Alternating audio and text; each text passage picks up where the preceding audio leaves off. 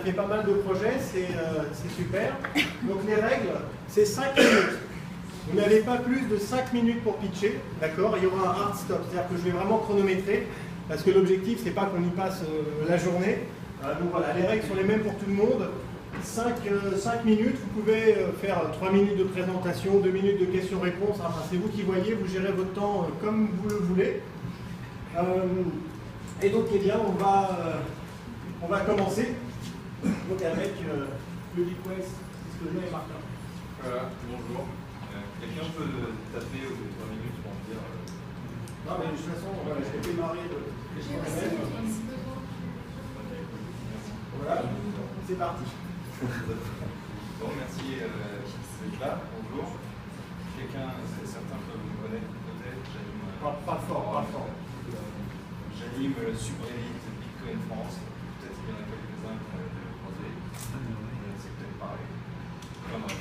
Donc, moi, j'ai fait une petite extension Chrome qui permet de s'amuser un petit peu sur des sujets sociaux que Bitcoin va remettre en question, notamment le patrimoine. Alors, donc, le patrimoine,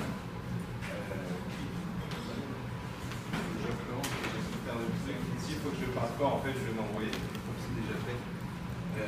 C'est un peu tabou comme question de patrimoine, les gens n'ont pas envie de savoir combien vous avez d'argent, qu'est-ce que vous possédez.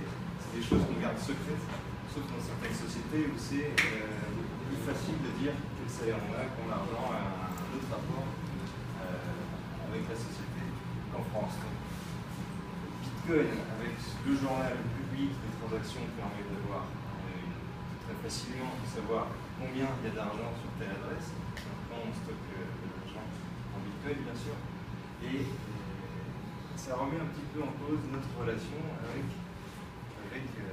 ce tabou, puisqu'on peut savoir combien ont les gens en face de vous. Alors, ça change pas mal de choses. J'en parlais, j'ai un petit frère en fait qui fait des études de sociologie, donc je lui ai parlé de cette question et il m'a dit mais laisse tomber, les gens ne voudront jamais savoir combien, on peut savoir combien ils ont sur leur solde en permanence. Je lui dis ok, bon, on va tester quand même. Et c'est vrai que ça demande un effort d'adaptation, de se dire que est-ce que j'ai envie que les gens sachent combien j'ai gagné. Donc excusez-moi si je suis un peu brouillon, mais avec 3 heures de sommeil dans la gueule, ça... Alors, voilà. La question à laquelle j'essaie de répondre, c'est ça. Quand je surfe sur le net, je pose des questions sur Bitcoin, j'ai vu beaucoup de sites, il y a beaucoup de sites qui disent envoyez-moi des sous à telle adresse. Et en général, je copie l'adresse, je vais sur blockchain, je regarde, ah ben tiens, attends, c'est intéressant. On a un peu une idée de si les gens se fédèrent autour d'un don, d'une adresse, dans un sujet. Donc, avec ma petite extension, on peut très rapidement, comme je vais vous le montrer, accéder à ces informations. Donc, je vais aller sur un site comme celui-là, tout le monde le connaît. Alors, mon extension, ben voilà. Elle est en local, hein, elle n'est pas sur le marché encore. Je la mettrai si vous êtes intéressé. Et elle permet, en survolant avec la souris n'importe quelle adresse Bitcoin, d'afficher le solde. Donc on sait que lui, on lui a envoyé 0,015 Bitcoin en 2 transactions. J'ai fait un système de cache pour pas dédosser mon serveur, mais c'est une architecture client-serveur. J'ai un serveur qui fait un proxy sur blockchain, ça pourrait être n'importe quelle autre technique qui permet de calculer le solde. Alors ici aussi, voilà. Alors, j'ai mis une petite adresse ici. Et lui, par contre, lui, il avait pas mal. C'est vrai que c'est sympa comme site. Alors, est-ce que vous avez des sites que vous utilisez assez souvent, si quelqu'un a une idée qu'on pourra aller voir? Bitcoin Talk, il y a plein de gens qui nous parlent.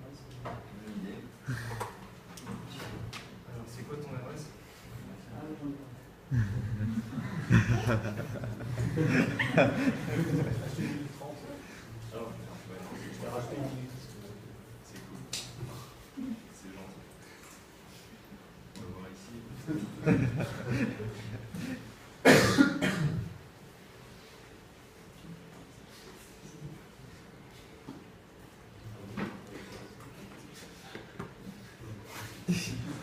vaut toujours les mêmes.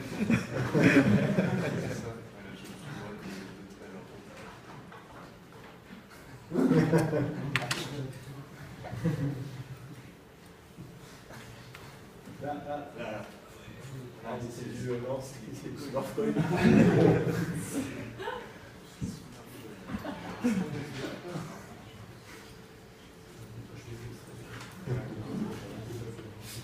Peut-être Satoshi Dice.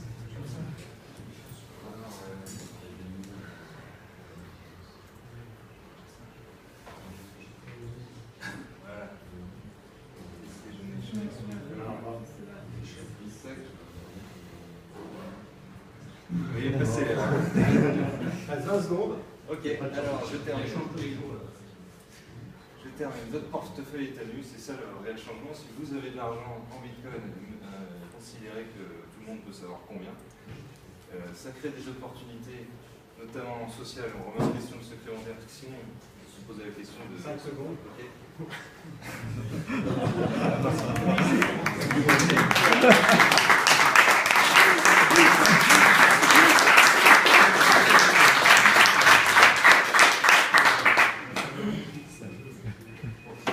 Merci beaucoup. Bazar protocole.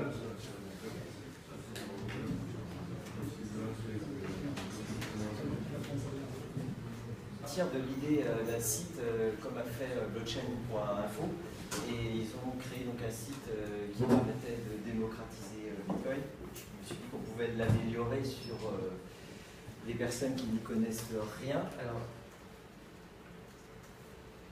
j'ai fait une présentation du coup à partir d'un WordPress avec un thème déjà et j'ai constitué d'éléments avec une description de Bitcoin. Donc, je pense que tout le monde un peu plus.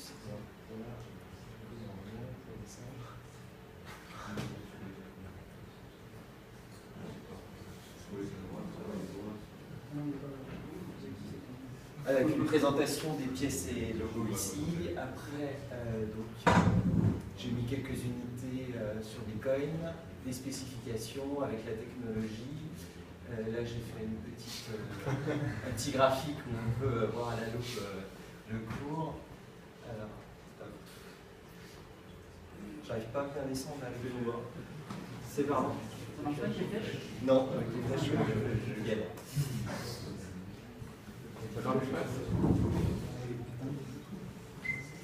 Du coup, après, j'ai mis des personnalités actives en France sur Bitcoin avec l'association Bitcoin France.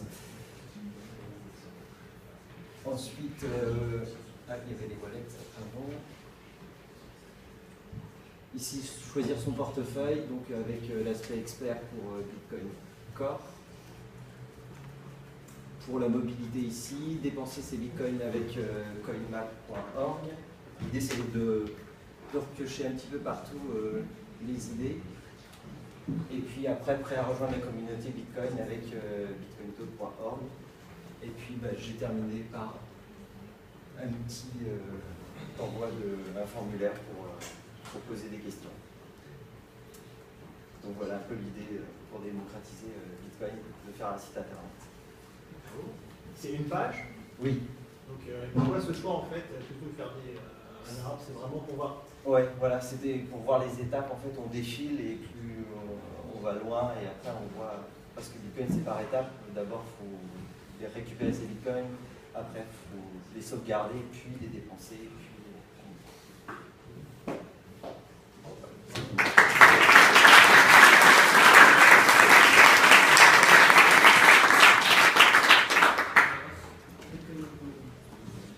Collègue.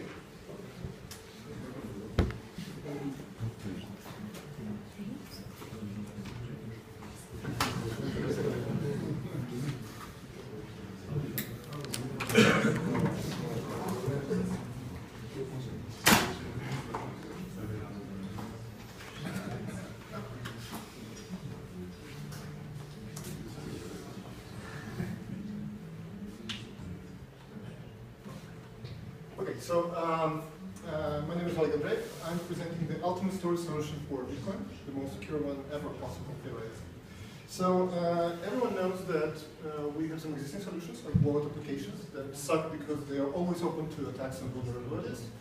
We have a better solution, which is a cold storage, which also sucks because it's a single point of failure. One man or one key is always on the same machine, so it can be backdoored or compromised, and you can lose everything at once. Multi-sig is a better solution, but it has no privacy. You can look with different people, but they will know your transaction and will know what money and where you move. So the best solution is actually blind multi-sig, when you have maximum security and maximum privacy, when you have multiple keys distributed on several machines, but at once people don't know which transaction they're signing. And this is exactly what is theoretical limit for Bitcoin security for your life savings, and this is what exactly I'm doing here. So we have Alice and Bob, and Alice wants to store Bitcoin, and Bob is handling the keys for her. So it naturally will extend to the multi-sig as well. And we have the application, which will look like this. And I will show it to you right now. Sorry. So I have two people here, one device and another device. They have separate keys, and they have some friend lists. So for instance, this is device belongs to Oleg, this one belongs to Mac. And here I have a list of friends, and this is Oleg, right? And there is Mike, and there are other people, so I can add some new friend with a name. And this application will hold the public key for him, and then I can ask this guy to give me his public key. So for instance, Oleg already gave me a key. So I have both keys here. This one was received from this phone. And what I can do right now, I can say that I want to lock money with Oleg. So I will show you a simple example when I lock with just one key. So it will naturally be extended to the multi-sig. Let's just lock with one person. So I can select multiple people, and it will support pay-to-script hash. So for instance, you will see there will be address, hello. Because I don't have the public keys here. So okay, so it will. Interesting. Okay, it will work here. So I can lock funds. I choose the person. I continue. It shows me the address where to send the funds. So I can copy this address up, go to my wallet. Send the money there, and then when I want to unlock this money, then I will go to unlock funds. It will show my transactions. So here, yeah, I have no money in this transaction, but I have some here, I think. So it automatically shows this blue, some number of Bitcoins here, so I can tap it. And it will show me the string to give to this guy to sign. So it's like signing a hash, but this is blinded hash. So I copy this, how much time I have? Select all. 2 minutes. Cool. So I copy this thing here, and I cannot spend money locked here on using the Mac. So I have to give this string of numbers to my friend. For instance, over the SMS. So I select SMS, send him the thing. Of course, the real application we can automate this with some nice web servers. So I receive on this computer message. The Wi-Fi doesn't work. Okay, no.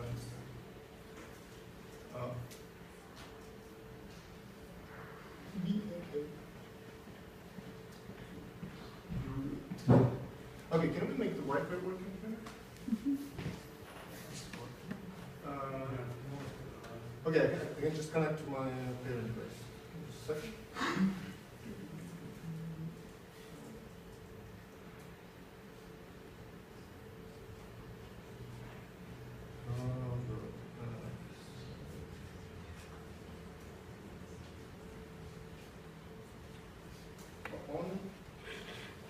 Okay, I got it. All right. So Mac received this string of numbers and can go to the friend who's Oleg, who sent him. So right here it is, and click the send button. So I paste this thing here. Paste. Yeah, this is it. And I click return, and it signs it, which is. This one is a blinded transaction, this is a blinded signature, so it's not enough to know which transaction it is and where it belongs. So I select, well, of course in real application it's all automated, it will send automatically back to me. But I do this only after I call Allegro and tell him, is it really you, like is it not a virus or something, like do you really want to send this transaction? So I say yes, of course I want. So let's copy this. Copy, send back to Oleg the signed thing. Yeah, it's correct. So I get it here on my phone. Probably I will get it in some seconds. 3G. Hello. Yeah, I got it. So I get this here, go back to my wallet, and I paste the signature.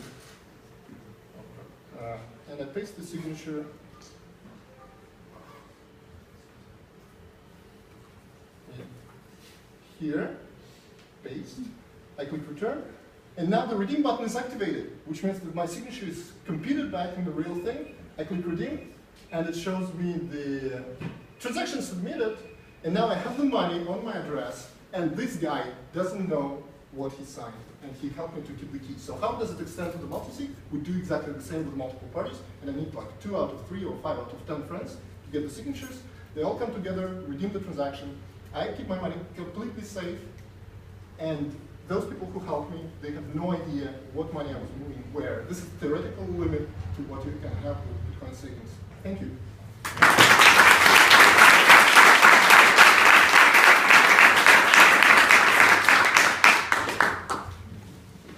Okay. Paul, petit cœur, vous êtes prêt? Paul?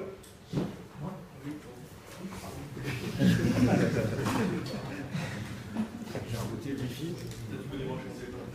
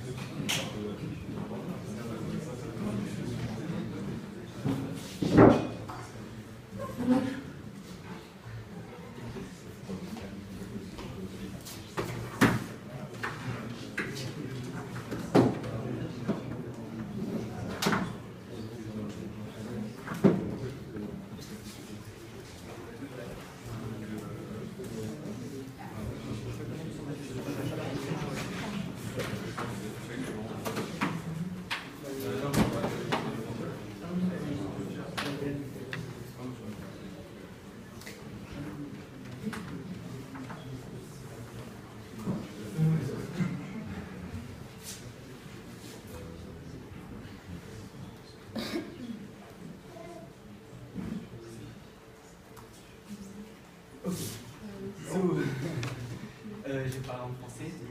J'ai pu faire un écran LED, adapter un écran LED d'Axpa, qui est une boutique française qui vend des produits open source hardware. Et donc grâce à l'aide de Christian, Jocelyn et Ronan, 3 développeurs ici au Hackathon, j'ai pu réaliser ça. Donc c'est un petit code en Python qui va aller chercher le prix sur l'API, par exemple Bitcoin Central ou Bitstamp. Et qui va aller tout simplement afficher le prix, et on peut aussi afficher le bid, le ask. Voilà, donc c'est un produit tout simple. Et dans le futur, je vais essayer de porter le code Python sur une Raspberry Pi et de créer une sorte de case pour en faire un produit qui soit, on va dire, utilisable et standalone, quoi, qui marche par lui-même. On peut le voir, on ne voit pas d'ici. Vous ne voyez pas? On peut le lever. Voilà. Je ne sais pas si vous arrivez à voir de loin, mais... Tu peux afficher Bitcoin Central? Oui.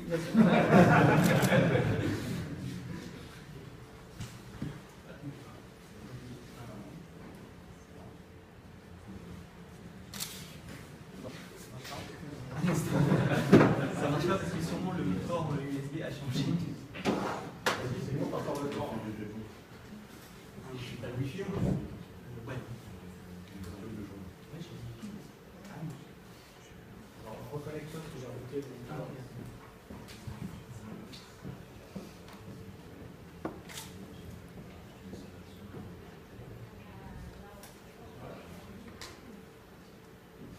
En été, j'ai pas de...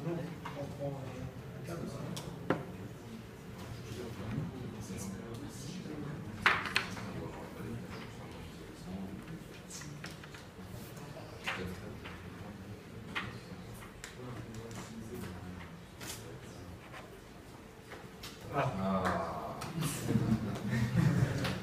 Merci. Donc voilà le Bitcoin central avec le GIPS, le ASC, et on a aussi mis une petite flèche donc, qui fait rouge vers le bas quand le prix descend et qui fait vert vers le haut quand le prix monte. Voilà. Et donc c'est un produit assez simple et qui a pour simple objet d'afficher le prix du Bitcoin aux yeux de tous et le plus flashy possible. Voilà. Et vous avez une idée du prix, combien ça coûterait, à quel ordre Ouais, voilà. Alors en fait, ce LED-là est vendu 320 € TTC, 280 achetés. Donc si je veux, je vais en acheter plutôt 16. Et je vais essayer de faire une série de 16 en fait, puisque le prix est vachement dégressif. À partir de 16 LED achetés, c'est la moitié du prix principalement. Donc ça passe de 320 à 160 €. Et donc le prix final sera environ 250 €. Voilà. Même avec le case et tout, Même le avec travail. Ouais, c'est ça, parce qu'en fait, le produit est déjà, le contrôleur est déjà fait par Expart. Donc il suffit juste de rajouter une Raspberry Pi et une case. Voilà, donc je pense que c'est dans les cordes pour arriver à un prix de 250 € si on arrive à un certain niveau de production. Voilà. Voilà, donc merci à tous et je vais remettre.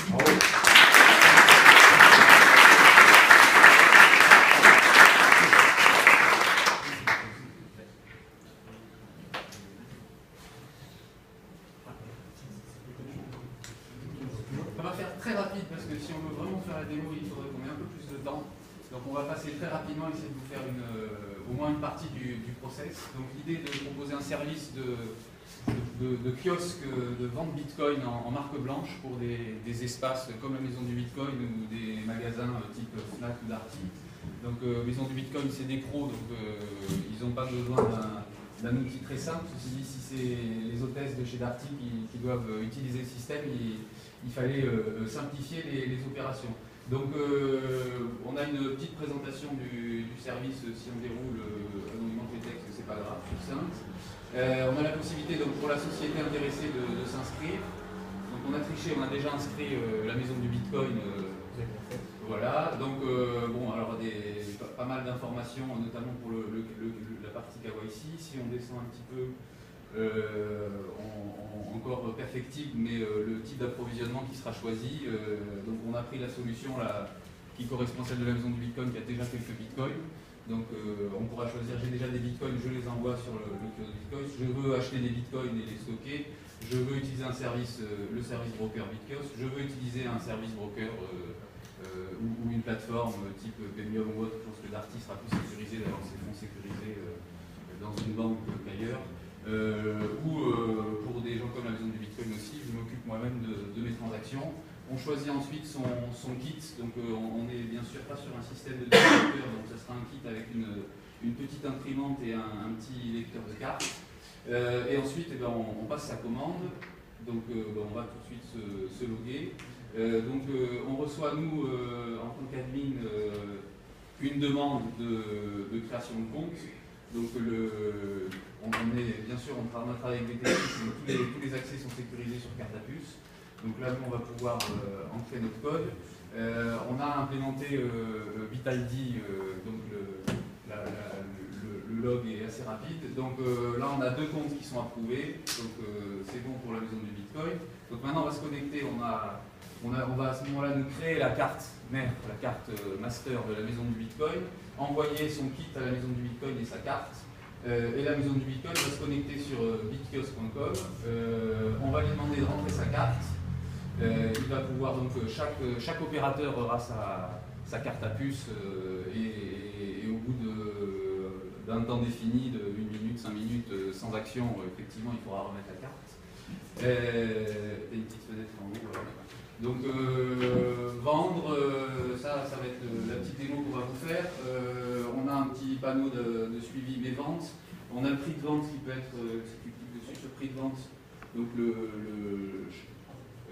prix de vente, chaque revendeur pourra définir le type de commission qu'il veut, soit une commission en pourcentage, soit en euros, soit sur le prix du Bitcoin, le cours en temps réel, soit sur le cours le plus haut des dernières 24 heures, donc diverses solutions qui lui permettra de mouliner un peu son offre. Sur les achats, donc là si on clique sur les achats, comme c'est la Maison du Bitcoin, ben donc, on lui a envoyé l'adresse qu'elle envoyait du Bitcoin. Paramétrage du service web, donc c'est l'originalité, c'est que, donc là on l'a déjà fait aussi, le service sera accessible pour les clients sur un web wallet en marque blanche. Donc là, on va, si on clique sur un, uploader le logo de la maison du Bitcoin, sur le 2, choisir la couleur de fond du bandeau, et sur le 3, du pavé numérique. Et si on descend, on a la possibilité aussi sur le web wallet. Donc on a une petite boutique Bitcoin bien entendu. Donc la maison du Bitcoin, on a déjà rajouté les deux produits phares, le mug et le t-shirt. Et donc sur le web wallet, on aura la possibilité bien sûr de faire ces transactions, de racheter des Bitcoins directement à la maison du Bitcoin puisqu'on en a acheté et qu'on est enregistré là-bas, ou de vendre des produits en Bitcoin bien sûr. 2 minutes, parfait. Les infos, bon, on y passe, donc vente. Alors vous excuserez, on a quelques problèmes CSS, donc on ne pourra pas déployer le service lundi. Mais, alors, nouveau client, donc là, il faudrait que ce soit Eric qui le fasse. Hein. Nouveau client, est-ce que le KYC, tu l'enregistres sur notre service ou tu le fais en interne? Tu le fais en interne. Voilà. Le montant dépensé en euros ou en Bitcoin. Voilà. On calcule le prix Bitcoin, le prix de la carte à puce, la TVA, le type de règlement. Donc sur notre solution, c'est bien sûr le commerçant qui fait son encaissement. Donc si tu valides ta vente, voilà, donc la commande est enregistrée. Maintenant, tu vas donc, ton opérateur ou ton opératrice va insérer une carte dans le lecteur de carte. Oui, qui est euro. Voilà, on va demander au client de taper son code PIN. On a dit Arthur qui faisait le client. Voilà, donc là la carte va être initialisée. Donc je laisse David ou Nicolas expliquer la partie technique. Voilà, donc là ce qui se passe, c'est qu'on est sur un nouveau firmware en fait, qui permet de récupérer directement la seed en 2 parties. L'idée c'est qu'on va transmettre une partie du backup de la seed au client et le reste, voilà, et le reste qui est généré par voilà, donc, la maison du Bitcoin. Donc pour les clients experts, ils pourront choisir de l'imprimer, on pourra leur communiquer la seed. Mais je dirais pour le client lambda, on a un backup papier, je veux dire, qui contient donc une seed qui n'est pas exploitable. Donc, si le client perd sa carte, il revient à la maison du Bitcoin avec ce papier et on est capable de lui en créer une autre. Voilà, donc l'opérateur aura validé, aura imprimé le petit papier de sauvegarde, et donc le client repart avec sa carte et on va juste aller sur le web wallet online. Donc, donc le client ira lui sur la carte, il faudra imprimer l'adresse du web wallet bien sûr. Et on va sur le web wallet et donc le client doit juste insérer sa carte, taper son PIN et il est donc logué tout de suite sur web wallet. Alors on n'a pas implémenté les mugs et le t-shirt et là si on avait traité une commande, et directement le client recevrait les codes qu'il a commandés. Connexion internet. Voilà. Ok. Ce week-end, j'ai bossé pas mal avec Thomas, je ne sais pas si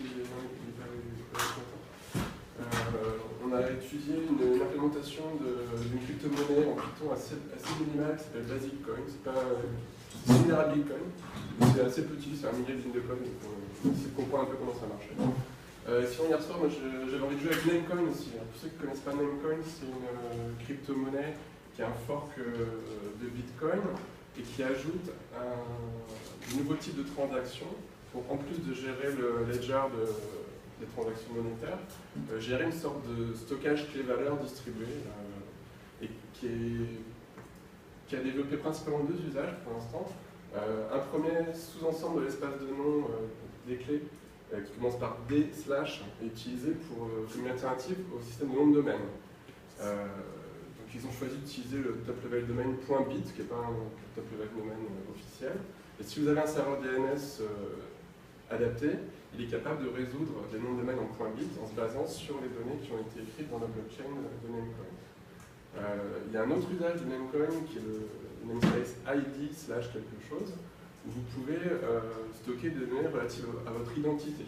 Et là, il y a une convention, on met un JSON comme valeur, et il y a certaines clés qui vont permettre de dire ça c'est mon adresse email, ça c'est mon nom, ou ça c'est mon adresse Bitcoin, vous pouvez m'envoyer de l'argent, ou ça c'est mes adresses Namecoin. Donc Namecoin permet de faire ça, mais c'est encore un petit peu geek. Je me suis dit, ce serait bien de faire un système qui permettrait d'afficher les informations que j'ai stockées concernant mon identité dans Namecoin, et d'avoir une petite URL facile à donner à quelqu'un, plus facile que de donner, tiens, si tu veux m'envoyer des bitcoins, c'est 1 RMD. Alors si vous êtes sur Coinbase, si vous avez un wallet sur un service en ligne, vous avez peut-être une petite URL, c'est sympa pour recevoir de l'argent, mais là c'est un moyen d'avoir des infos d'identité qui ne sont pas liées à un service en particulier et agrégées entre différentes monnaies, différents services. Donc il y a un exemple par exemple, donc j'ai acheté des bitcoins hier sur un exchange pour acheter des Namecoin, et j'ai fait tourner mon nœud Namecoin et j'ai réservé mon ID Ronan dans le ID/Ronan. Et j'ai poussé des infos, j'ai mis mon nom, j'ai mis mon email, j'ai mis mon adresse Bitcoin, j'ai mis mon adresse Namecoin.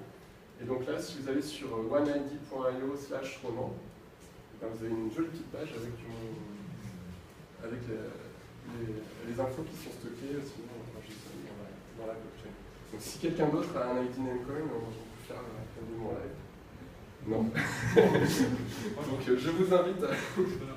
Arthur Bouquet, vous attachez. Yeah.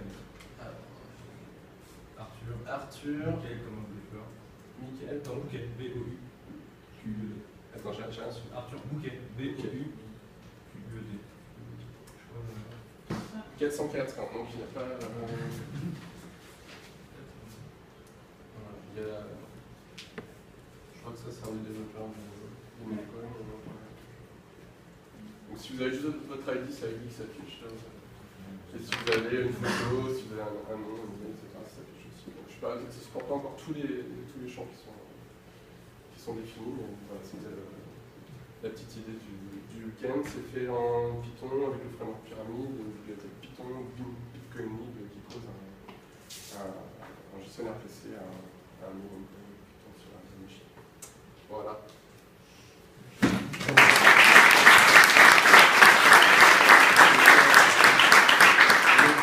On va suivre. Bitcoin Flyer.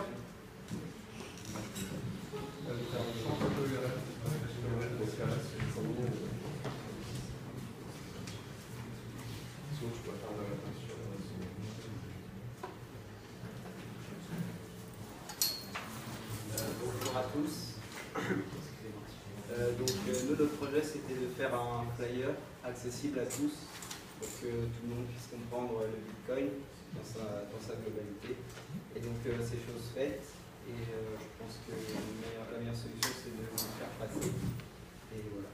Et sinon, si vous voulez, les PDF de notre flyer, ils sont sur notre page Twitter, et il y a les petits liens, enfin il y a nos pseudos ici, donc si vous voulez les PDF, ils sont dans la description. Voilà. C'est quoi ton Twitter? C'est quoi l'adresse? C'est écrit là. Je peux le dire, hein, si vous... Qu'est-ce que vous avez mis dessus? En fait, donc, on a dit qu'est-ce que c'était, et basiquement comment ça marchait. Enfin, on voulait que tout le monde puisse comprendre. Donc voilà, vous allez le lire et il y avait de la pub dessus? Non, on a mis zéro pub. Il y a des liens pour avoir plus d'infos et tout, mais il n'y a pas de pub, sauf pour la maison de Bitcoin.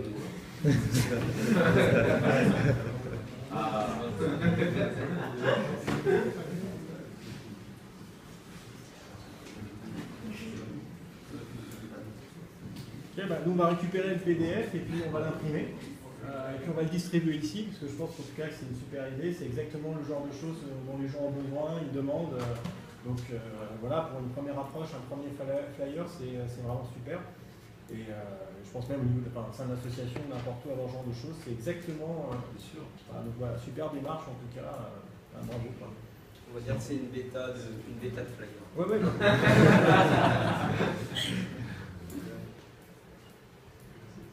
Ok, bravo.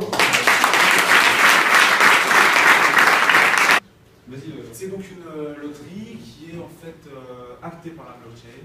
C'est quelque chose à ma connaissance de inédit. Et je sais pas si tu peux Voilà, donc nous ce qu'on a voulu faire, bon là évidemment on prend une connexion entre mais bon, mais c'est pas très grave. On a fait le son, je pense qu'on a montré quand même pas mal d'entre vous déjà comment ça marchait. Voilà, et on pourra montrer après. Donc là l'idée c'est de faire une loterie actée par la blockchain. Donc le but c'est plus d'organiser des campagnes publicitaires, c'est-à-dire pour faire une loterie type casino où les gens mettent de l'argent et reçoivent peut-être des sous à la sortie, ça c'est très bien en France. Par contre, une loterie type publicitaire dans laquelle on peut proposer à un marchand dans la rue d'organiser une loterie, après elle se déroule sur les sites, les réseaux publics, ce genre de choses. Et l'intérêt de cette loterie, c'est qu'elle est axée sur le Bitcoin, donc elle touche un public un peu particulier, on peut supposer un peu plus proche de la technologie, ce genre de choses, et en même temps, elle est prouvée sécure. C'est-à-dire que les opérateurs, moi, en tant que fournisseur de loterie, je ne peux pas tricher, je ne peux pas faire gagner mon petit cousin quand il y a une voiture à gagner, ou ce genre de choses. Donc ça a ses côtés intéressants, c'est une plus-value par rapport à ce qui doit probablement exister, par rapport à rechercher ce qui existe. C'est ça, une loterie sans tiers de confiance, évidemment, qui est le point fort du protocole. Donc là, je vais vous montrer en fait comment ça marche. Donc on a des clients, les clients c'est les annonceurs, enfin, ceux qui veulent faire leur pub. Et donc eux, ils créent un compte sur lequel ils versent ou nous on leur fournit des bitcoins. Quand ils veulent créer une loterie, ce qui est associé, c'est que nous on va prendre cet argent, le dispatcher sur, on crée 100 tickets, on va créer 100 adresses bitcoin sur lesquelles on va transférer un montant symbolique. Pourquoi pas. Et ensuite, quand il y a un utilisateur qui veut jouer à cette loterie, il se log sur la page, il rentre ses infos, je sais pas, il like sur Facebook, ou il tweet, ou quelque chose comme ça. Il a accès à un ticket de loterie qu'on lui assigne, donc en fait on lui assigne une adresse. Et pour acter on remet le ticket dans le lien, on fait la transaction donc, du ticket, donc des sous qui étaient sur l'adresse du ticket, vers l'adresse du pot. Et donc à la fin, quand la loterie se termine, elle se termine non pas à un temps donné, mais à un bloc donné. On laisse passer quelques confirmations pour être sûr que ça ne changera pas. On prend on hash les adresses quand on parle d'algorithme mathématique. On va hasher l'adresse du ticket plus le hash du bloc, par exemple. Et de là, on peut déterminer un ordre. Et donc, on a des gagnants et des perdants, évidemment. Donc, voilà, je pense. Mais ce qui est intéressant, c'est que à l'entrée, en fait, c'est gratuit pour les gens, parce que c'est le marchand qui, pour donc avoir un support pour nous, en fait. Et ensuite, le lot ça peut être plusieurs choses, ça peut être du Bitcoin, ça peut être des lots de ce marchand même, ça peut être un altcoin, ça peut aller ensuite sur une plateforme de crowdfunding, ça peut aller ou bien dans une API de Coinbase, Telegram. Ça, on peut imaginer que le pot final, tous ceux qui ont joué contribuent au pot sans que ça leur coûte, mais le gagnant récupère la gagnée du pot. Il y a plein de façons de faire les choses de façon automatique ou pas automatique, si par exemple ça va. Le marchand de chaussures, là, il faudra donner une adresse de livraison et puis juste envoyer les lots. Et donc, bien sûr, tout est vérifiable. C'est ça. On peut aller directement regarder ce qui se passe, etc. Ça a été vérifiable. Donc là, pour la loterie qu'on a fait tourner, le gagnant c'est Jonathan. Je ne sais pas si Jonathan. Je sais pas s'il a. Ouais. Bravo, c'est toi qui as gagné. On n'a rien gagné, mais il a gagné. Et donc, on peut imaginer la voir sur n'importe quel site marchand, ou bien Facebook. Voilà, après l'idée, c'est bon là pour l'instant on a fait ça rapidement, mais après on peut juste fournir des API et après les gens peuvent se baser là-dessus pour faire des applications web, machin, etc. Oui. Le vote, il y a l'initiative de qui? Alors le vote, la participation, tu veux dire? C'est moi je suis quelqu'un, potentiel client, je participe à la loterie, je rentre mes infos, par exemple nom, prénom, adresse, etc. Et à partir de là, je fais un get ticket. En gros, je récupère un ticket, on m'assigne un ticket au hasard. Et là, en gros, tu lis le. Et on te donne les clés. On va te montrer, on va dire, toi tu as une telle adresse. Et après, tu peux voir sur la blockchain qu'en effet, ta adresse a été transférée sur le pot. Alors évidemment, tu ne lis pas l'identité à la clé. Ça, c'est fait hors blockchain en fait. Par contre, vérifier que c'est telle identité qui a bien gagné, quelle clé qui a bien gagné, ça, c'est fait dans la blockchain et c'est vérifiable. Et juste merci pour tout l'événement, etc. un forum fun, j'ai beaucoup appris. On a beaucoup.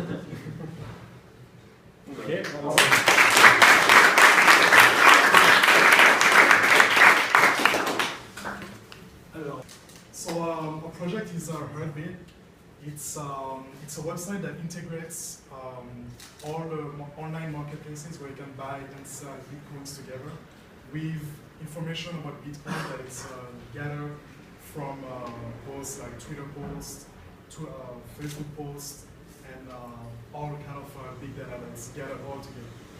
So as you can see, we have an API that integrates Bitstamp, Kraken, BTC, well, not this one.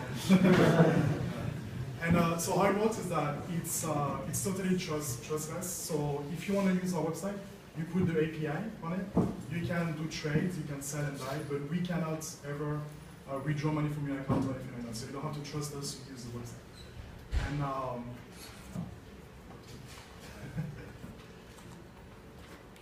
And another thing that is very interesting about this is that you have the buy and sell section, and you have the feed from all the news sources that it's on the same page.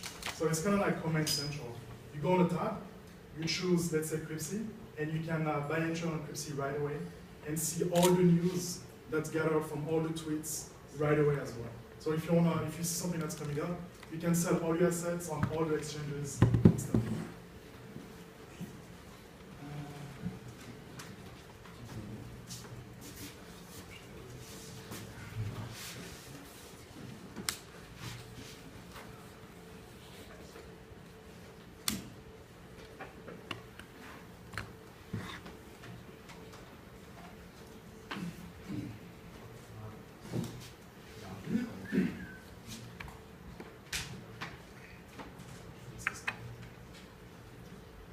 L'application, c'est en fait une interface de trading qui facilite le trading lorsqu'on possède des comptes sur des plateformes différentes. Et c'est souvent le cas que lorsque, par exemple, on a un compte qui trade des bitcoins hébergé dans le lieu olympique comme le Bitcoin Central, on peut aussi trader des altcoins sur Cryptsy. L'idée, c'est d'avoir une application qui rassemble les données de comptes privés et qui les agrège et qui nous permet d'avoir une vue un peu plus globale sur nos données. Donc ici, l'exemple qu'on a pris, les deux plateformes, c'est Cryptsy et Bitstamp. Donc on a créé deux comptes, un sur Cryptsy et un sur Bitstamp. Ici, on a notre compte Cryptsy, donc qui nous permet de voir dans ce bloc-là quel est notre portfolio en fait d'altcoins. Donc ici, on voit qu'on a tant de bitcoin pour telle proportion.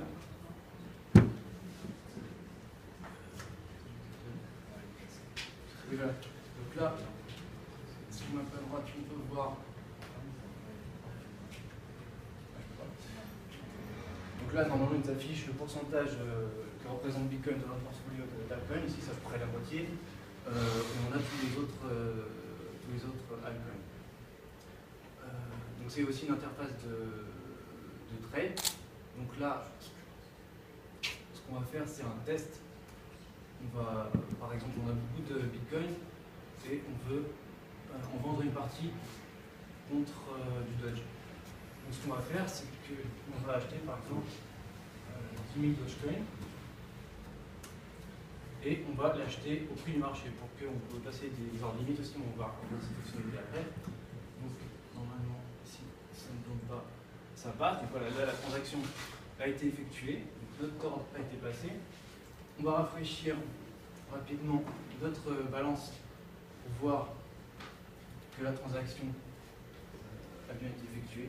Ça reprendra le tableau. Tu peux le compter? Est-ce qu'il crame un peu seul? Voilà, celui-là. Là que j'ai vu.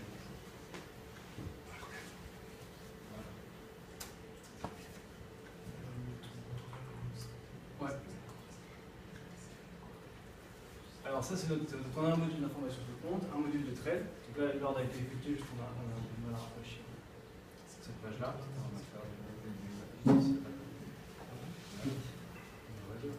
En dessous, on a un module de news qui nous permet d'afficher un certain nombre de news venant des tweets de personnalités connues comme l'EPSI ou les plateformes d'échange et de comparer ça au pro. Donc c'est notre deuxième bloc. Voilà, donc là on peut voir que notre proportion de dodge a augmenté. Et dernier point, donc on peut changer d'API. On a aussi un compte sur Bitstamp, donc on switch de plateforme et il nous affiche notre plateforme, notre compte sur Bitstamp. Et là, donc on a des beacons ici. On fait un dernier petit test en passant un ordre limite sur Bitstamp. Donc on va vendre 0.1 Bitcoin à. Donc avec une limite, on suppose que le Bitcoin va augmenter. On va mettre 1000 $, quand ça arrivera à 1000 $. Et on place l'ordre limite. Donc voilà, il arrive là. Et alors là, on ne peut pas l'enlever. Et si on vous. Je peux décaler. Voilà, mettons qu'on change d'avis, et qu'on soit un petit peu plus optimiste et qu'on a envie de l'annuler et de mettre 1200, bon, on peut le faire. Ça nous annule notre ordre et on va repasser un autre marché. Voilà, c'est à peu près tout pour cette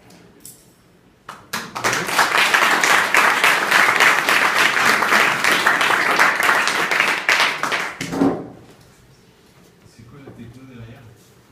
C'est que du JavaScript.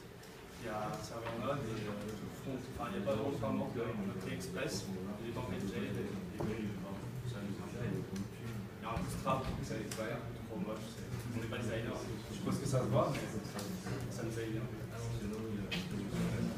Ah oui, et on cherche des bêta-testeurs, il y a des gens qui sont intéressés pour participer à l'élaboration de cet outil.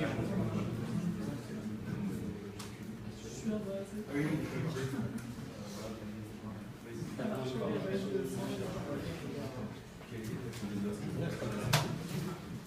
Après le protocole du bazar. Et c'est basiquement en fait une alternative au protocole de paiement qui existe dans Bitcoin. L'idée étant qu'il existe dans le monde différentes manières de commercer. Partout on ne commerce pas sur des prix fixes, mais il existe des modèles alternatifs comme par exemple le marchandage. Donc on s'est appuyé sur ce modèle-là. Donc l'idée en fait est qu'on a reconstruit un protocole alors, qui est assez similaire au protocole de paiement, mais sur l'idée de base qu'on a d'un côté un acheteur qui va vouloir payer un prix plutôt très bas et un vendeur qui voudrait plutôt un prix très haut. Ils vont donc converser ensemble, s'échanger des messages en dehors de la blockchain, comme ça, juste entre eux, pour travailler ensemble à construire des transactions avec une spécificité, c'est que ces transactions sont invalides, parce que les entrées, ce que veut bien mettre l'acheteur, seront inférieures au total des sorties. Voilà. Mais par contre, ils vont quand même construire ces transactions. Et la deuxième règle du protocole va être qu'ils sont de bonne volonté, ils vont faire en sorte d'essayer de converger, de se rapprocher pour atteindre un prix qui sera le prix du marché. Donc ils vont faire plusieurs itérations comme ça, pour construire des transactions invalides, jusqu'à ce qu'ils arrivent donc à un même prix ou à ce que les entrées soient plus élevées que demandé en sortie. Voilà. Quel avantage à faire ça? Pourquoi s'embêter à construire des transactions ça le premier avantage, c'est qu'on va avoir un protocole qui permet de diminuer entre guillemets, la confiance requise entre les deux, c'est-à-dire que le vendeur peut s'assurer que l'acheteur lui parle bien de montants qu'il contrôle, qu'il a en disposition. C'est-à-dire que la transaction qu'on envoie, même si elle est invalide, elle est signée, on vérifie les signatures, on vérifie les montants qui sont cotés. Donc ça c'est le premier point. Le deuxième point, ça va être sur entre guillemets une négociation qui est prouvable. C'est-à-dire qu'on a repris le principe de la blockchain, qui est l'idée de la signature de transaction, enfin de chaîne de signature. Et ici, en fait, on va faire une chaîne de signature de messages, c'est-à-dire que chaque message est signé avec en plus le précédent. L'idée étant que, vous pourrez voir dans la démo, les deux acteurs peuvent remplir des messages pour faire un peu évoluer la discussion, donner des arguments.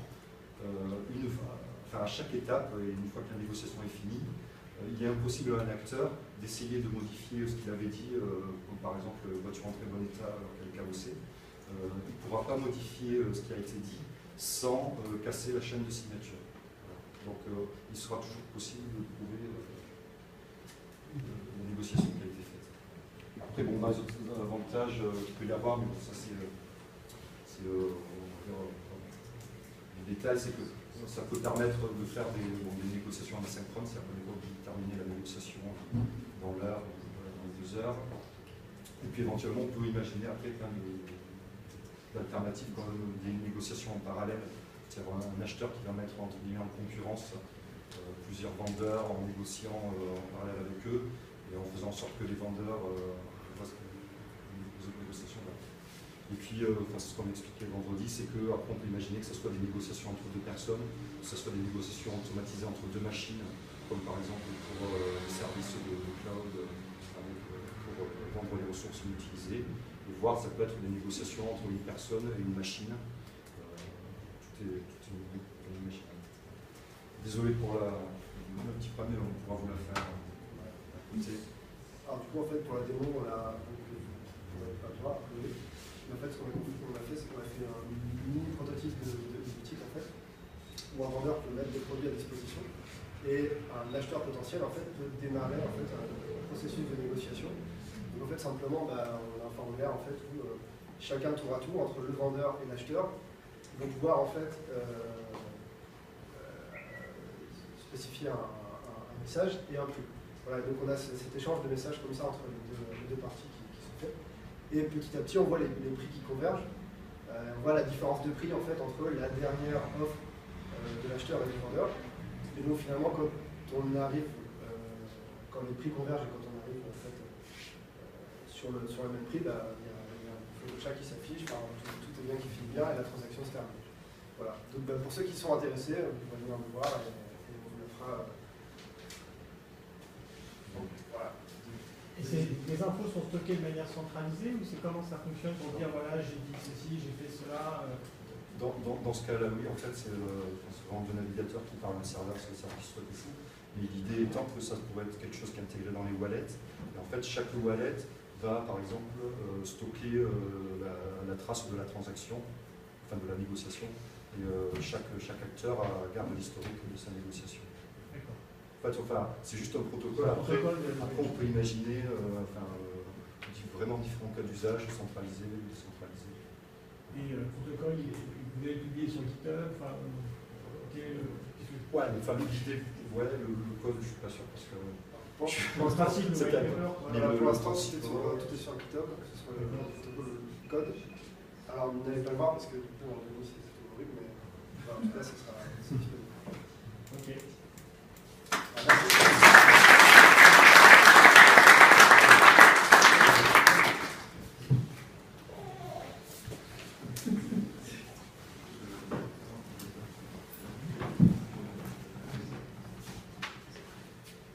Du coup, désolé pour le petit contretemps.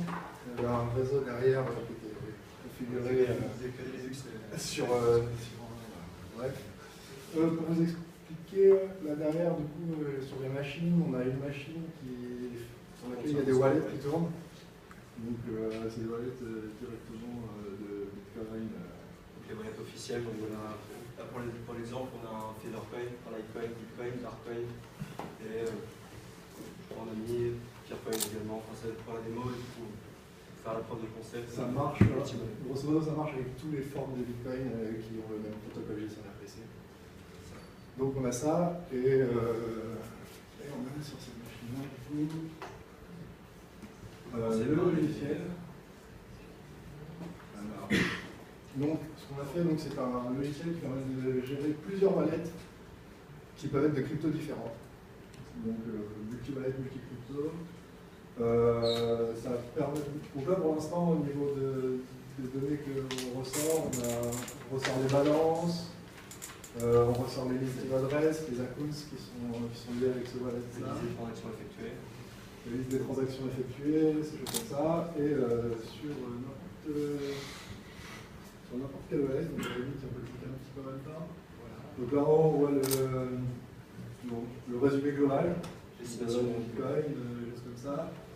Ici, on a la liste de nos différents wallets. Donc là, on a le wallet Feathercoin qui contient 2 accounts. Là, on voit ici donc, les adresses qui sont reliées avec cet account-là sur la droite. On a une overview directement de tout le wallet, on peut voir les transactions. Alors voilà, c'est un wallet qui possède déjà la transaction, donc là on voit un peu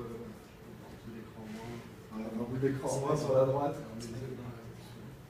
Donc voilà, on a la liste des transactions. Donc les débits crédits, c'est l'argent reçu, envoyé à partir de l'adresse qui nous concerne. Et donc, en fait, pour faire tout ça, on a construit une petite interface sur le protocole JSON RPC qui est du coup utilisé par toutes ces choses-là. Et on fournit une petite ligne en fait. Et donc ce GUI utilise toute la ligne, donc une ligne unique qui va du coup derrière explorer un petit peu les différents wallets. Et on a réussi à brancher aussi Coinbase du coup dedans, c'est-à-dire qu'on a branché un web wallet sur la même interface que les wallets locaux également. Donc, ce qui permet d'avoir une seule interface et une seule librairie pour contrôler tout type de wallet et dans un seul environnement, quelle que soit la crypto utilisée, quelle que soit.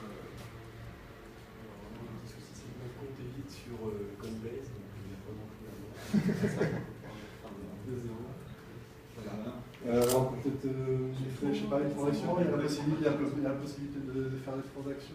Litecoin, en 2 minutes. En Litecoin, on va avoir un peu de soit en Litecoin, vraiment,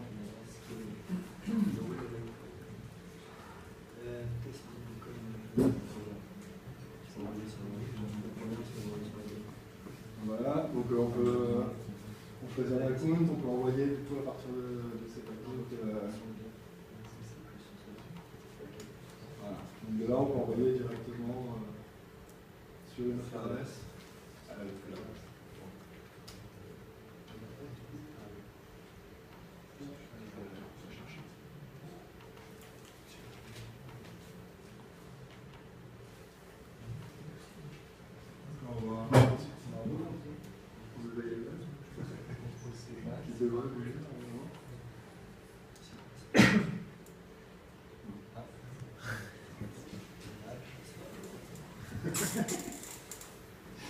Désolé, c'est codé en quoi? Alors tout ça c'est fait en Python, c'est utilise Psign, donc le Q derrière c'est dans les produits. Pour ce qui est du JSON RPC, c'est des trucs standards. Vous avez besoin d'avoir des codés qui tournent. C'est ça. Alors c'est l'idée, c'est de pouvoir gérer à la fois, enfin l'idée de base c'était vraiment de gérer des wallets locaux pour avoir des wallets sécurisés, ne pas avoir la nécessité de donner des wallets à un tiers de confiance.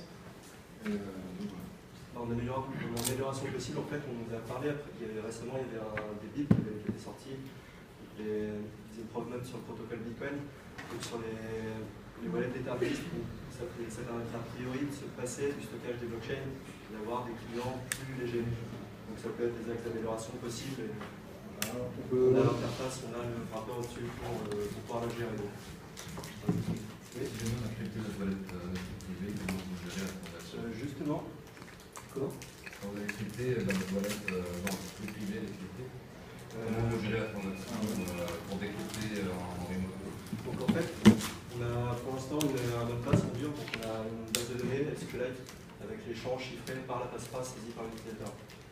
Donc c'est AES 256 et ça reste a priori incassable, théoriquement. C'est pas vulnérable. De même pour les API key du coup. On espère à terme avoir un format de fichier complètement chiffré. Là, le seul point, on ne s'est pas tardé sur la sécurité, en 48 heures, c'est pas possible. Mais ce serait de chiffrer complètement le fichier, un peu comme Electrum ou Armory, ou un fichier dont il n'y a pas de magic type qui peut identifier un wallet par exemple. Donc c'est une suite de données random. Donc l'idée, ça serait par exemple proposer un déploiement automatique aussi, éventuellement dans le monde de IBM. Ah merci.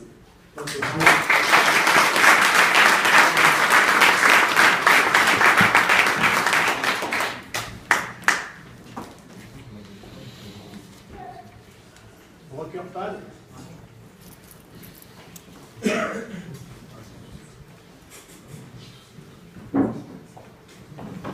commencer par l'autre.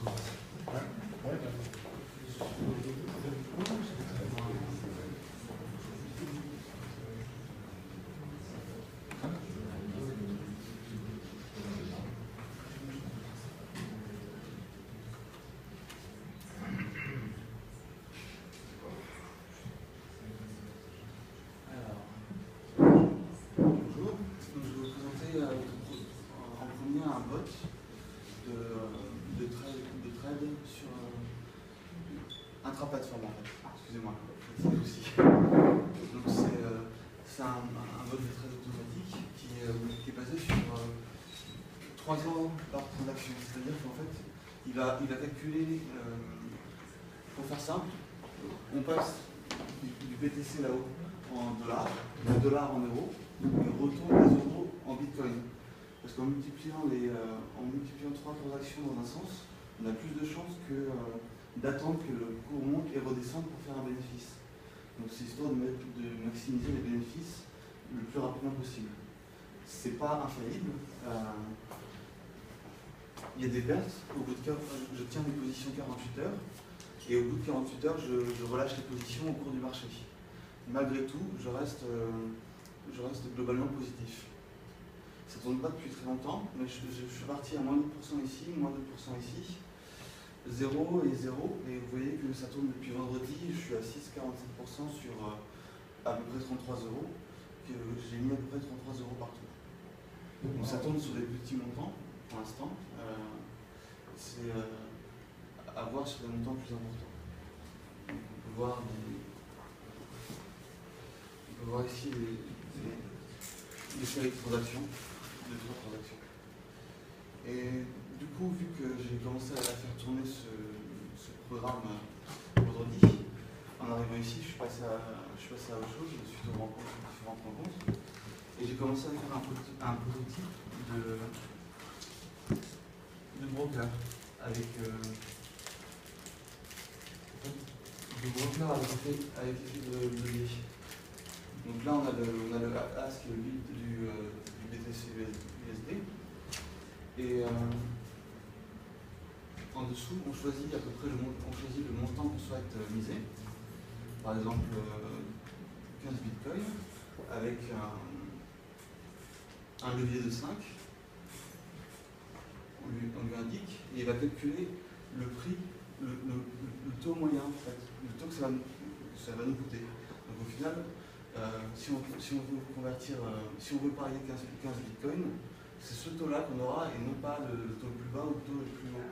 Donc on sait tout de suite à quel taux on va commencer. Et si par exemple on prend un budget plus petit pour correspondre à la démo, avec un levier de 10, on peut par exemple on va passer un ordre d'achat. Voilà. Il a passé un ordre d'achat à 562 et on va avoir pour l'instant au moment où il passait l'ordre une perte de 0,22 $. C'est dû à l'écart de notre pays Alaska. Et en fait ça nous indique qu'il nous reste 5,4 $ avant que l'ordre soit détruit pour ne pas entamer les fonds du broker.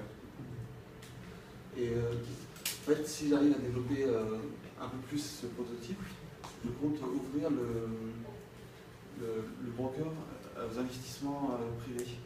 N'importe qui pourrait devenir un petit broker.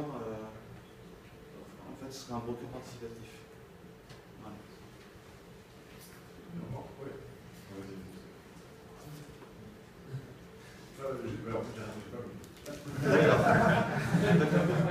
Je vais préciser un truc. Ceux qui connaissent le principe de Just Dice, il y a un matelas où les gens vont mettre de l'argent pour avoir un fonds de roulement. Et de l'autre côté, il y a des joueurs. Et en fait, son principe, c'est vraiment énorme parce qu'il va avoir besoin d'un matelas à peu près 100 bitcoins pour que quelqu'un puisse miser un bitcoin.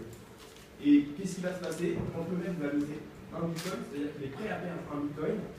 En gros, il y a un ordre de 100 bitcoins, si le levier est 100, il y a un ordre de 100 bitcoins qui va être passé sur le marché.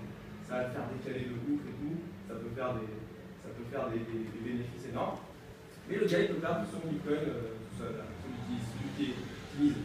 Par contre, du côté broker, ceux qui ont vu dans le matelas, dans les 100 bitcoins, eux, ils auront une partie des frais de transaction visuels. Donc c'est plutôt côté sécurité. Voilà. Comment vous faites pour garantir que le capital n'est pas entamé quand il y a des grands mouvements de dette ouverts? En fait, je calcule en permanence j'absorbe les données du site de parentage sur des BCE, j'absorbe change de données en permanence et j'ai une marge de sécurité fixée à 15% de ce montant-là. Et dès que ça arrive à 15% de ce montant, ça repasse les ordres inverses pour éviter à tout prix d'entamer le matelas, le capital. Mais il sera forcément entamé sur certaines transactions, c'est obligatoire. Il ne peut pas y avoir une perte à zéro en cascade? On ne peut pas garantir qu'il n'y ait jamais de perte. Mais globalement, ça s'équilibre. Même si ça arrive à zéro, un peu une... Il faut prendre en compte les fees et tout, mais si le modèle prend en compte les charges. Donc oui, normalement, ça passe. Je ne peux pas vous le garantir, surtout que c'est un prototype. Mais je parle en théorie. Oui, là, on est déjà en argent réel. Ok. Merci.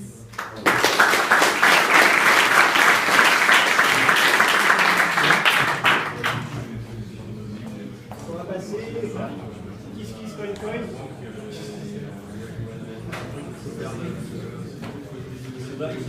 Et ensuite Rap Market.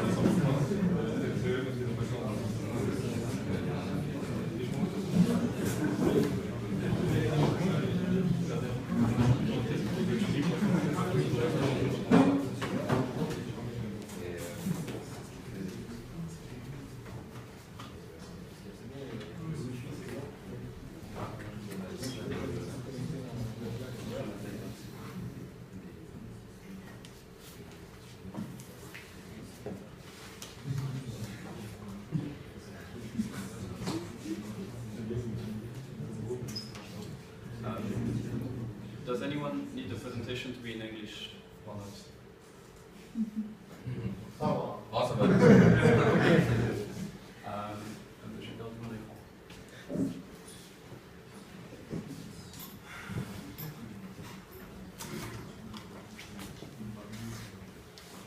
Ok.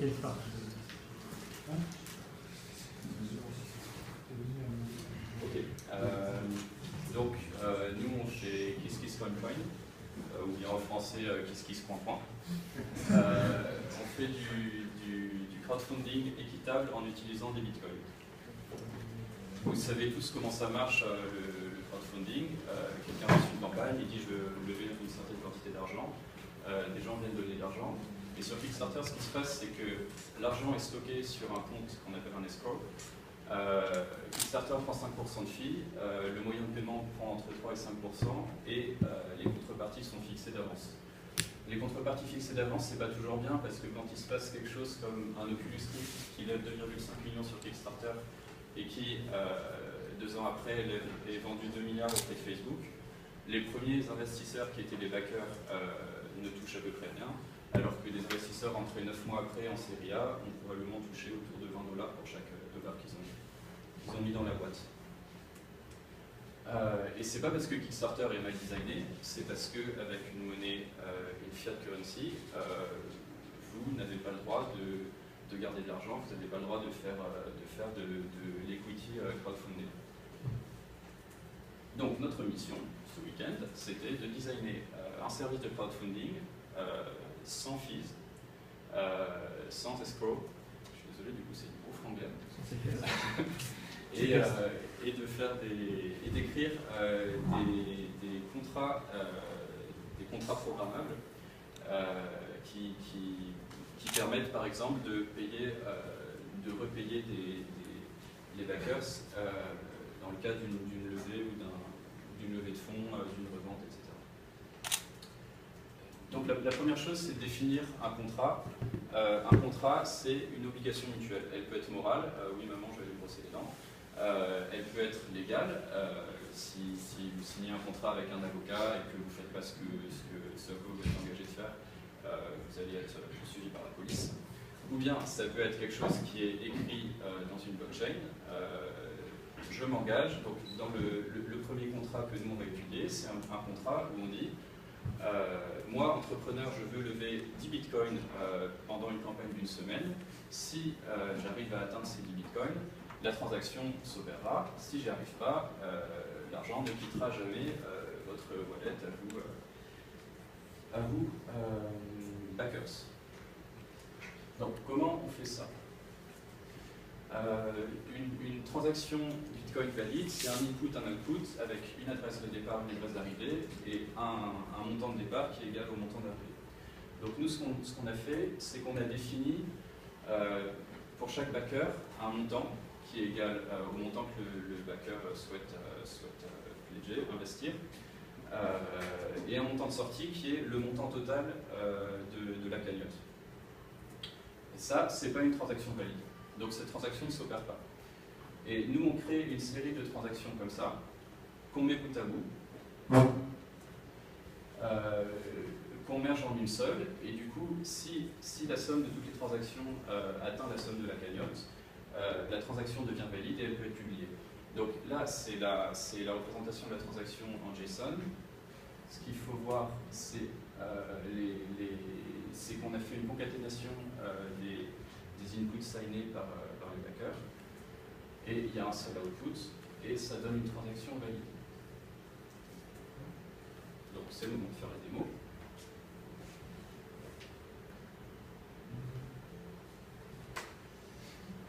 Alors, on va essayer de soutenir Ryan. Ah, mais il y a rien.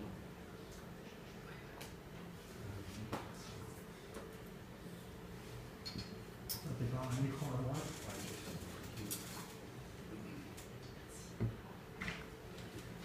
Donc, on va soutenir Ryan Incorporated.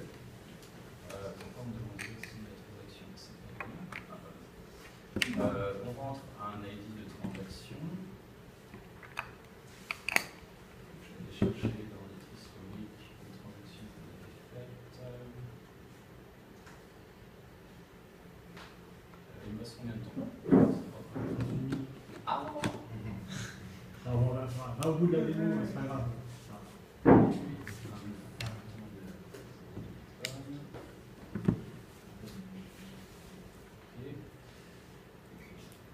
Donc, on nous demande de signer la transaction. Donc, on l'avait pré-signé. Voilà. On tourne sur une blockchain de test. Et voilà, ça a marché, même si on n'a pas eu le temps de faire une pop-up jolie qui nous dit que ça a marché.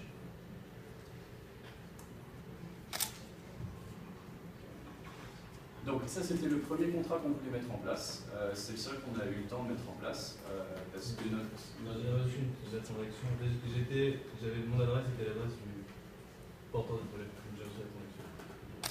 Bon, alors, une première chose à dire, c'est que c'était pas très user-friendly. On devait rentrer nos clés, on devait rentrer les ID de connexion. Ça, c'est à cause de la manière dont on fait les transactions qui est un peu embêtante.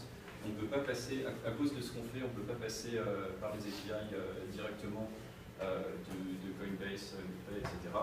Mais on est tout à fait ouvert à un partenariat si vous voulez nous autoriser à faire ça avec des connect with Coinbase, je ne sais pas quoi. Du coup, notre contrat numéro 2, c'était de faire des back paiements. Et en fait, on peut écrire des conditions qui sont exactement les mêmes, quitte à échanger input et output et à créer un autre compte qui sera destiné à recevoir l'equity si dans le cas d'une levée de fonds ou d'une relance. Et donc, du coup, je vous ai parlé de tout ça. Et voilà. Si vous voulez en savoir plus, on peut discuter.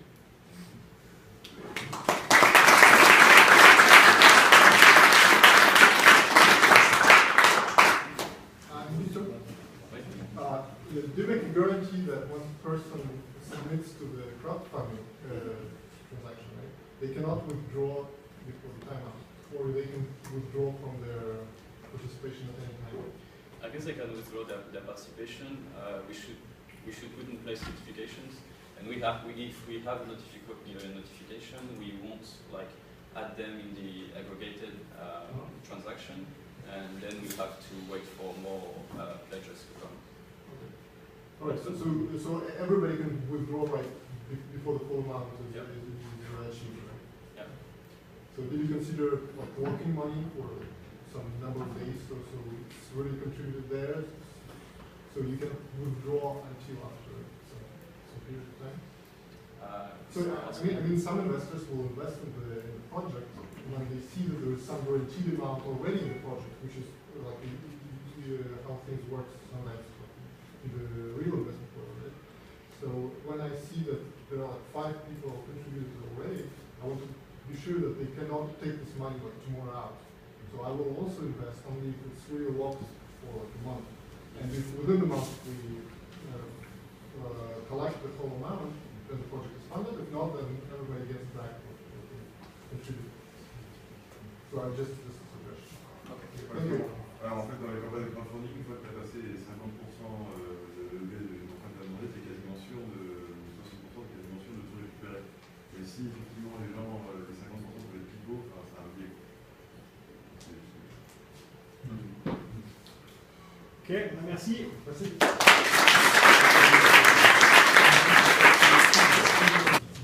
Nous, notre idée, c'est d'exploiter le fait que Internet, c'est l'endroit où on va pour résoudre le problème.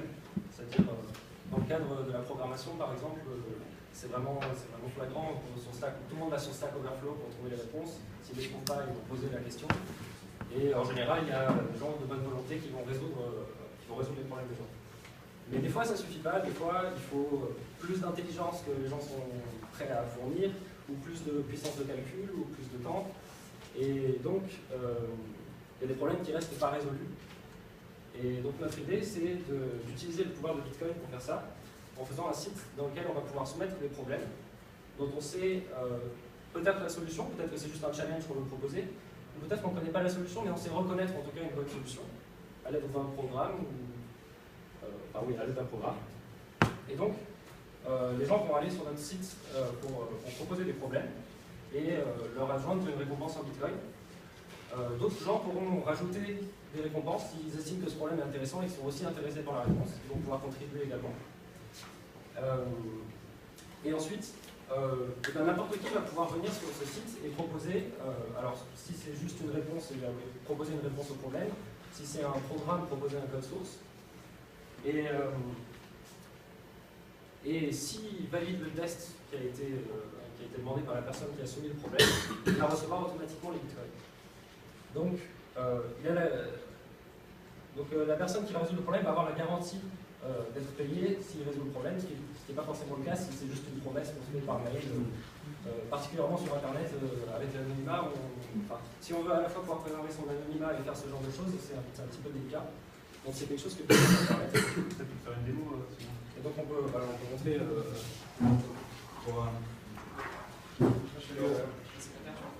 voilà le vélo, enfin chez vous.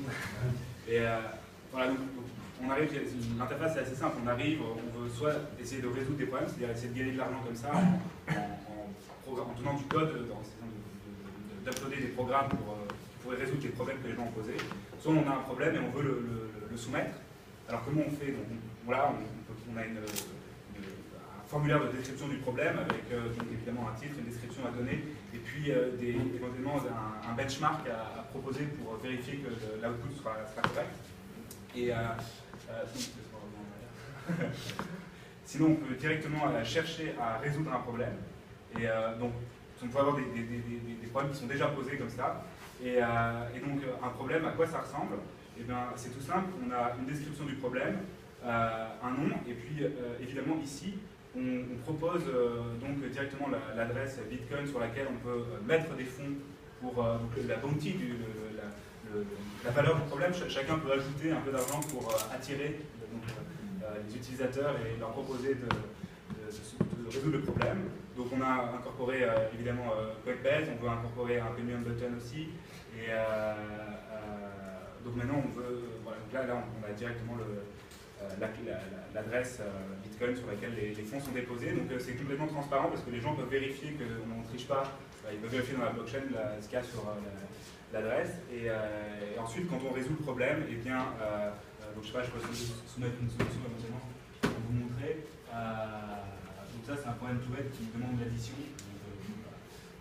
Voilà, enfin, je sais pas s'il faut non, vous créer. Donc on peut créer un problème qui demande juste qu'on résolve une addition.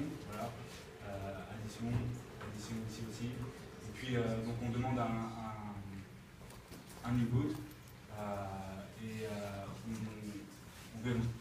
j'envoie un benchmark, on voit la solution au benchmark et je dis qu'on va le laisser disons une journée pour que les gens puissent le résoudre. voilà, bien sûr, on peut sélectionner un temps pendant lequel on laisse la prime sur le problème, et puis au bout d'un moment, ça nous revient à nous parce que on va laisser de l'argent. Enfin, on a c'est pas encore précis. d'abord, on rembourse plutôt. Et donc maintenant je résoudre, j'envoie mon fichier addition.c qui lit sur l'entrée standard, affiche sur l'entrée standard les résultats. J'envoie mon adresse Bitcoin pour être payé. Et j'envoie. Et si ça marche, on gagne le bounty, clairement. Et voilà, donc derrière, il y a des technos qui ne sont pas très intelligents parce que on va prendre un code qui vient de quelqu'un, on va le compiler chez nous. Et il doit être exécuté donc chez nous pour vérifier donc il y a des questions de sécurité qu'on a traitées là-dedans parce qu'il faut vérifier que le code ne fait pas n'importe quoi, en particulier comme il est sur notre serveur, il ne faut pas qu'il aille chercher à droite à gauche nos clés privées. Et ouais, si tu as quelque chose à ajouter. Moi je veux juste ajouter que pour l'instant c'est centralisé, on a réfléchi à comment on pourrait faire pour que les gens n'aient pas besoin de faire autant confiance qu'ils me feraient confiance dans ces circonstances. On n'a pas encore vraiment de solution satisfaisante, mais c'est quelque chose qu'on aimerait bien implémenter. Il y a peut-être des questions. Qui vérifie que la réponse est la réponse à la question? Alors c'est nous sur notre... Donc c'est vous. Ouais, c'est nous qui vérifions ça. On vérifie que la question marche bien. C'est pas la personne qui pose la question. La personne qui pose la question peut mettre un test, par exemple dire si c'est une solution facilement vérifiable, un problème dur avec une solution facile, on peut mettre un test et le test est vérifié automatiquement, mais c'est tourné sur notre machine. Par exemple, pour l'addition, on peut supposer que la personne donne plein de nombres, et puis il veut l'addition de tout ça, et donc il a un fichier d'exemple où il a fait ça pour un certain, 10 nombres, il a fait la somme, et donc il a le fichier d'exemple avec l'entrée, c'est 10 nombres, et puis la sortie, c'est la somme. Et nous, on vérifie que le programme qui a été soumis par l'utilisateur fait bien ça. Mais il ne voit pas l'input, évidemment. La personne qui soumet le code ne voit pas l'input, comme dans les concours de programmation, en fait, c'est assez standard. Est-ce que vous pourrez mettre une notion de performance pour les temps Ouais, d'exécution? bien sûr, bien sûr. Et comment vous gérez la différence de puissance de calcul entre la machine du développeur et une machine ouais, donc ça c'est déjà géré en fait, c'est déjà géré par ce qu'on appelle la sandbox qui exécute ça sur notre serveur. On peut donc dans le formulaire on va évidemment ajouter des paramètres sur le temps d'exécution etc. possible. Mais après c'est un des intérêts aussi de mettre un problème dur avec une récompense. Ça fait que beaucoup de gens vont essayer avec des puissances de calcul différentes et au final on a des tonnes de personnes qui travaillent sur notre problème alors qu'on a mis finalement une récompense qui est assez marginale par rapport au nombre de personnes qui peuvent essayer. Enfin, si ça suffit. Donc ça c'est dans le cas où on ne compile pas sur notre serveur mais où on demande juste de fournir une réponse et qu'on évalue. La sandbox, vous utilisez quoi? On a utilisé on a un peu modifié, on a utilisé un logiciel qui est open source qui s'appelle CMS qui est justement utilisé un peu pour les concours de programmation. Pour les olympiades de mathématiques, je crois. Les IOI, exactement. Et les olympiades d'informatique, donc. Et donc on l'a un peu modifié, et c'est comme ça qu'on arrive à protéger un peu le serveur. Enfin, complètement. Et derrière le site web, donc on l'a fait en Haskell, parce que comme ça on avait on n'a plus qu'une structure forte, avec du typage, etc., parce qu'il y a des vraies questions de sécurité derrière. Pardon. Ok, merci.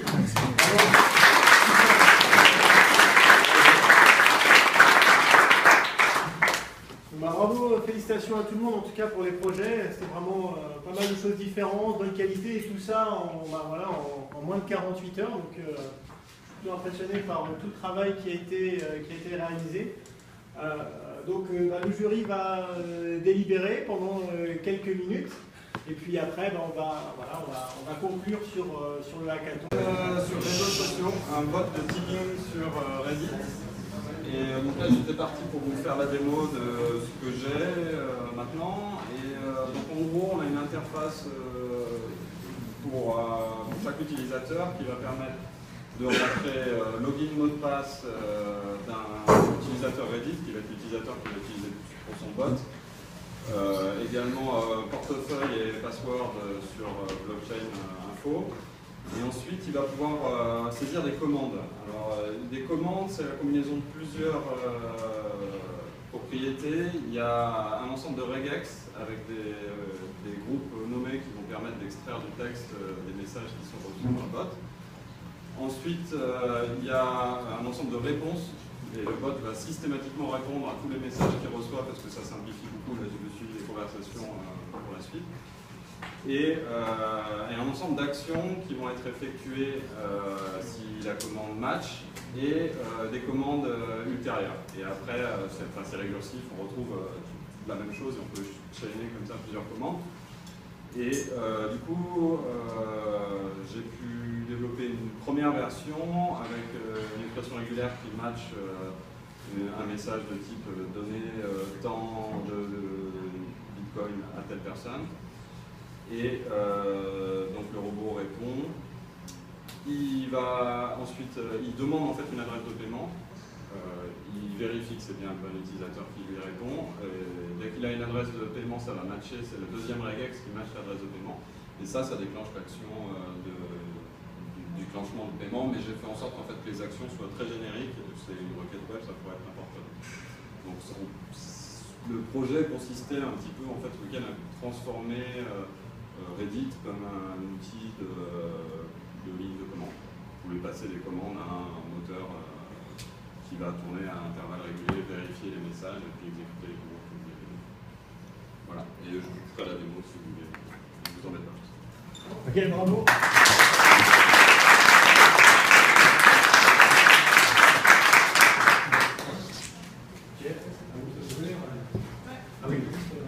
Ce hackathon existe donc Coinbase Premium. Donc merci beaucoup pour avoir contribué.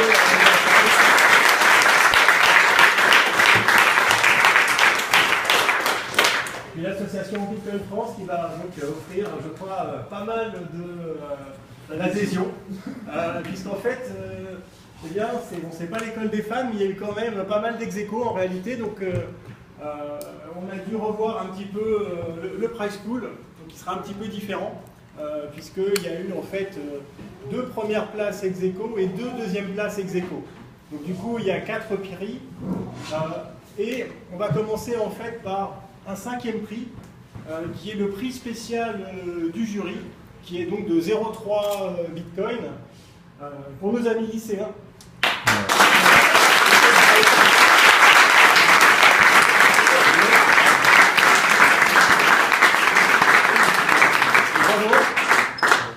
C'est super démarche, super idée, et puis on sera ravis donc de présenter le flyer ici, et puis même ailleurs. Donc, voilà, le jury a bien apprécié l'idée, la démarche, donc félicitations, vous partez avec 0,3 Bitcoin.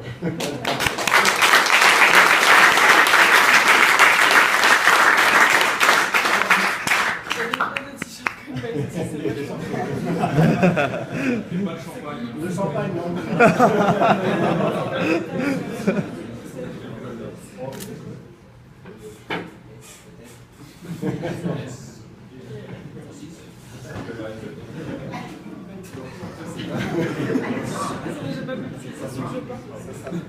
On va voir.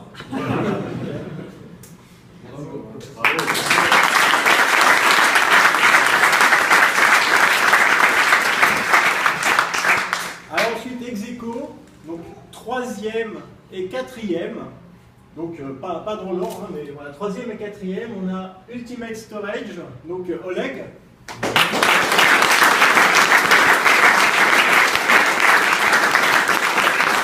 Et toute l'équipe de Heartbeat.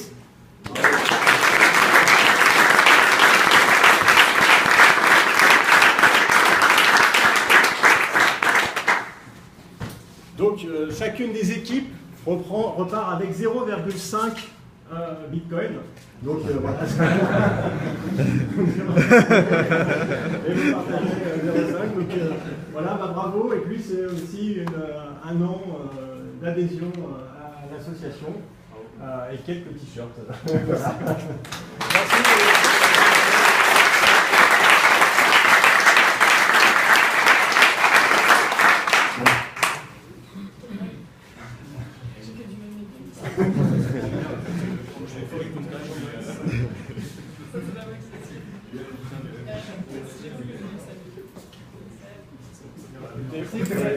On va voir en fait les équipes si vous pouvez voir Anastasia là, pour donner vos emails, etc., pour qu'on puisse faire des adhésions, on va s'en occuper tout de suite. Voilà. Mais vous devez aussi faire adhérer quelqu'un à chaque fois. Hein. Et maintenant, donc, les premiers prix, donc, ce sont deux équipes ex aequo qui remportent donc, chacune le hackathon. Avec chaque équipe va remporter 1,5 Bitcoin et puis se partager les bouteilles de champagne. Je crois que les équipes sont assez nombreuses, mais après, s'il en reste, ça partira aux équipes qui sont arrivées 3e et 4e. Et donc, ont remporté le premier hackathon au Bitcoin en France, BitKiosque et KissKissCoinCoin.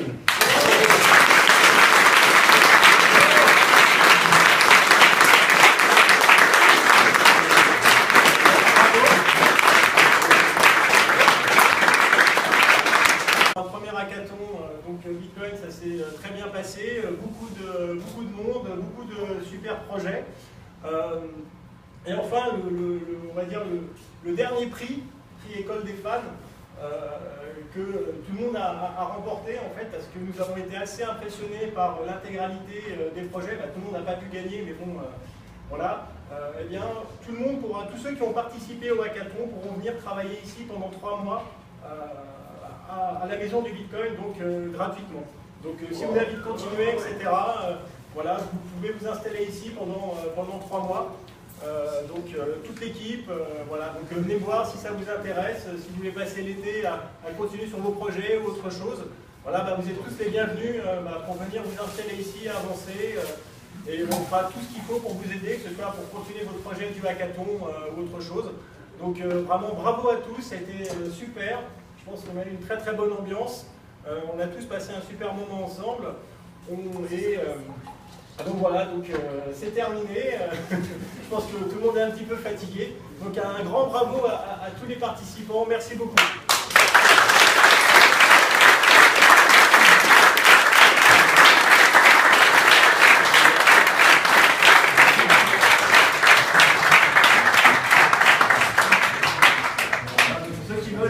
Il y a un peu de champagne à partager.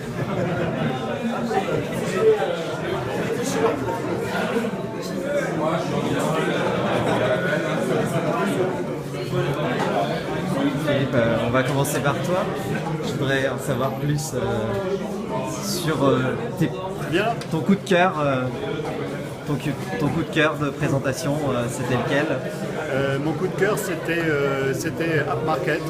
Oui. Parce que je trouve assez intelligent en fait cette idée de pouvoir avoir un système qui permet d'être rewardé pour avoir résolu quelque chose dans la communauté. D'accord. Donc je pense que c'est une bonne idée. Et mon petit conseil, ce serait que probablement on pourrait en faire aussi une application finalement peut-être beaucoup plus grand public que simplement pour les développeurs. Oui. Ce serait une très bonne idée, donc j'espère qu'ils vont continuer à travailler sur leur projet. Oui, parce qu'on le voit, il y a plein d'émergences d'idées et là ça demande qu'à continuer et encore il y a du travail, mais il y a aussi beaucoup de solutions qui sont apportées aujourd'hui. Très intéressant. Merci. Très intéressant. Tiens, viens par ici. Viens dire un petit mot. Alors, bonjour. Bonjour. Ça serait pour en savoir un peu plus sur ton coup de cœur aujourd'hui, sur ce qui t'a vraiment le plus intéressé. Bon, le coup de cœur, c'est surtout de voir autant de monde mobilisé sur un week-end autour de Bitcoin. D'accord. Ça, c'est un super événement et c'est une joie parce que chez Pemium, ça fait déjà quelques années maintenant qu'on est sur Bitcoin, et voir que maintenant il y a du monde. Ouais. Et ça commence à exciter un peu tous les développeurs, c'est génial. Et puis un petit coup de cœur particulier pour les deux gagnants et pour ma part pour KissKissCoinCoin parce que c'est voilà, un domaine, le financement participatif, qui est vraiment dans l'air du temps. En associant Bitcoin, ça prend une saveur assez particulière. Et j'espère qu'on va pouvoir pousser un projet un peu plus loin. Avec les petits jeunes lycéens. Ah oui, très bien. Donc c'était aussi une première participation, mais on s'aperçoit que même chez les plus jeunes et même chez les non-développeurs, il y a un intérêt pour Bitcoin et ça c'est génial. On voit l'intérêt vertueux de Bitcoin là, qui est en train de prendre forme et donc là c'est parti et c'est pas prêt de s'arrêter à mon avis. Exact. Merci. Sandrine, peut-être un petit mot sur ton coup de cœur pour toutes ces présentations riches. Ok.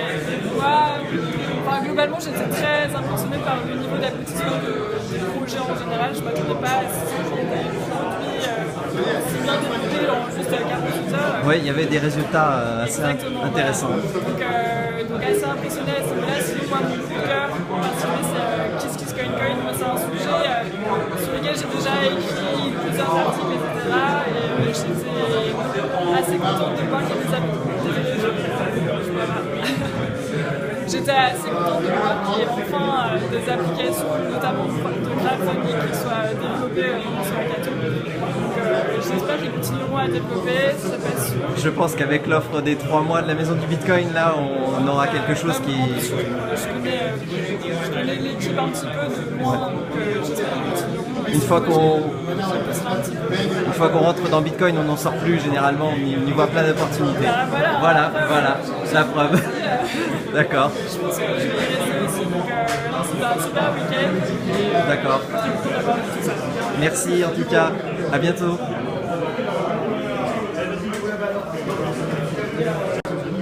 Alors on est donc avec un des gagnants d'aujourd'hui du hackathon. Donc la question ça serait, est-ce que le projet qui a connu du succès aujourd'hui va continuer et est-ce qu'on va voir vraiment quelque chose pour tout le monde demain? Je pense qu'on va le pousser un peu et voir ce qui est faisable techniquement.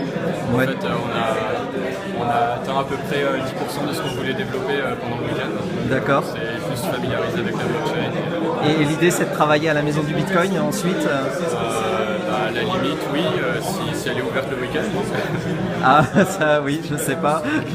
Mais d'accord, donc là on peut dire c'est le système vertueux de Bitcoin. Là, du coup, là il y a un projet qui a émergé ce week-end et il va se poursuivre donc, pour avoir des applications réelles et qui vont transformer, on peut dire, puisque sans Bitcoin on ne peut pas développer ce type d'outils. Voilà, merci.